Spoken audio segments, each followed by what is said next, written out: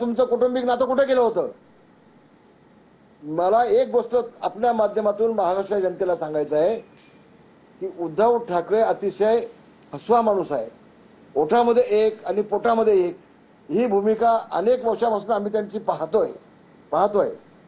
आणि ज्यावेळेला समजा उद्या युती झाली, राज ठाकरे सोबत आले, तर राज ठाकरेंचा अजेंडा काय आहे? भोंगा, मशिदचा भोंगा. मग ही कडवट हिंदुत्वाची भूमिका त्यांच्याकडे असताना तुम्ही एकत्र येणार का?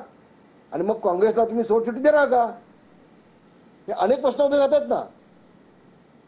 तेव्हा ही किती जरी चर्चा झाली तर आज तरी त्यामध्ये तथ्य काय आहे असं मला वाटत नाही. रामदास कदमजी, म्हणजे असं तुम्हाला म्हणायचं आहे का की सोयीचं राजकारण उद्धव ठाकरे यांच्याकडून केलं जातंय आणि महाविकास आघाडीमध्ये कुठेतरी त्यांची कोंडी होती, एक पर्याय म्हणून ते पाहतायत आणि भावापुढेच आता हात पुढे करतायत?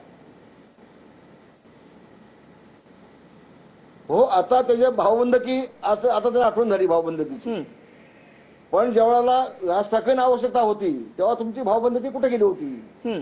त्यांच्या मुलाला तुम्ही का पाडलात? तेव्हा कौटुंबिक नातं तुम्ही का जपलं नाही? राज ठाकरेकडून ते जपलं गेलं. आणि म्हणून आता तुम्ही शरद पवारला सोडणार का, काँग्रेसला सोडणार का?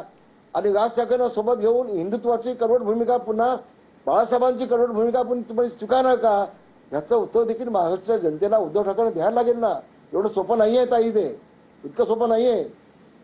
तुम्ही मग लहान भाऊ, मोठा भाऊ, तुम्ही म्हणताय ते मुद्दे अगदी बरोबर आहेत. मात्र रामदास कदमजी, तुम्ही या दोघांना सुद्धा अगदी जवळून पाहिलेलं आहे. तुमची इच्छा काय? दोन भावांनी एकत्र यावं? माझं म्हणणं, उद्धव ठाकरे हे फक्त त्यांची आता अवस्था राजकारणामध्ये अतिशय बिकट झालेली आहे. तर त्याला आकाशच फाटलेला आहे. तर त्याला ठिगळ लावण्यासाठी फक्त राज ठाकरेंचा उपयोग करून घेण्यासाठी प्रयत्न करून घेत आहेत का?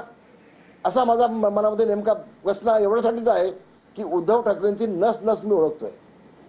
दोन भाऊ एकत्र येण्यासाठी सगळ्यांना आनंद होईल ना. पण हे काम जे आता जे चाललंय उद्धव ठाकरेंकडनं, ते फक्त वैयक्तिक राजकीय स्वार्थासाठी चाललंय. कुठलाही राज ठाकरेंच्या बाबत असता आपुलकी, प्रेम, जिव्हाळा, ओलावा आहे अशातला काही भाग नाही जे मी उद्धव ठाकरेंना ओळखतो. ठाकरे ब्रँड टिकला पाहिजे का, यावर तुमचं मत काय? माझं मत असं आहे, बाळासाहेबांचा ब्रँड टिकला पाहिजे. बाळासाहेब ठाकरेंचा ब्रँड टिकला पाहिजे, उद्धव ठाकरेंचा नाही.